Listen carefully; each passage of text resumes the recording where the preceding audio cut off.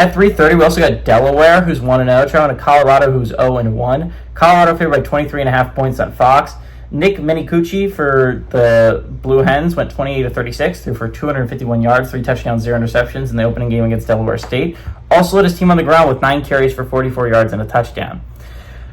Jake Thaw had 7 catches for 92 yards and a touchdown. For the Buffaloes, Caden Salter went 17-28, threw for 159 yards, 1 touchdown, 0 interceptions.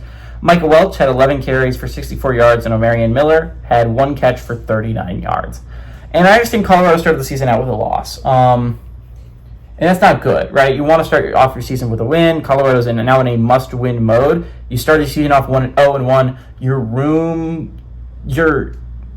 room to navigate, it becomes a lot harder, right? You're now sitting at 0-1. You can only really afford to drop one more game, and still it's a question mark, especially if you play in the Big 12. If you lose 2 games in the regular season, it is going to be very hard for you to make the college football playoffs without winning that conference championship. We saw 2 teams last year in the Big 12 go 10-2 and end up missing out on the college football playoff by not getting that automatic berth, right?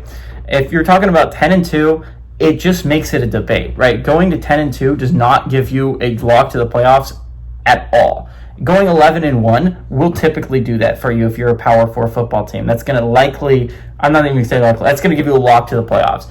Last year, I think we saw more 10-2 teams not make it than I think we're going to see this year. I think we're going to see more 10-2 teams make it at-large candidates, because I think Georgia made it last year, and they were going to make it as an at-large candidate anyways, but they just locked it up by winning the SEC, right? Clemson stole an at-large berth from what hopefully would have gone to like a 10-2 Miami or a 10-2 BYU, right? So I think we saw teams last year, that 2 teams that made the college football playoffs, that I think if they don't win their conference championships, they at least get an at-large berth, or a different team gets a 10-2 berth, right? I don't think we're going to see that this year. So I think 10-2 we're going to see more 10-2 teams in. But I would be throttled if Colorado isn't one. If you can lose 2 games and go to in the Big 12 and don't win the conference championship, I think that's going to be really tough if you play in the Big 12, which is statistically viewed as the weakest of the 4 conferences. It's going to be really interesting, in my opinion, unless you have something like a tiebreaker, which if Georgia Tech now goes 10-2, then you're going to lose that tiebreaker. You lost to them. So you're looking at it from that perspective. Colorado needs this win, but I'm looking at the bright side for Colorado. I thought they were going to look bad against Georgia Tech week 1, and they honestly looked pretty solid. Now, it hurts to win the turnover battle 3-0 and still not win the game, but Salter looked good. He showed explosiveness. He needs to cut down on dumb throws, right? He didn't throw any interceptions, but he did make in my opinion, big mistake. I think around the second quarter, it looked like he could have run for a first down easy, keep the drive alive. Instead, he took a deep shot on 3rd down that just didn't hit. And I think you just have to move the chains in a situation like that. It's not like it wouldn't have been a nothing burger on a gain, too. It would have been a 10, 15, 20-yard gain. But instead, you're going for the deep shot when you just don't need to, and it's a really, really hard throw.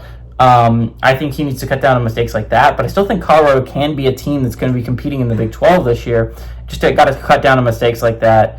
I think they can do it. I think Colorado is still going to be a scary team in the Big 12. I still think Deion Sanders has built a program there, unfortunately. Delaware, by the way, is 1-0, but they're not eligible for the college football playoff. They're not eligible to go bowling this year, considering it's their first year in FBS. It's going to be interesting, though, if Delaware can compete. I don't think they can against a team like Colorado. They didn't look great against Delaware State, and it's not a great FCS program. I like the Buffs here, and I like the Buffs to win. I like the Buffs to cover.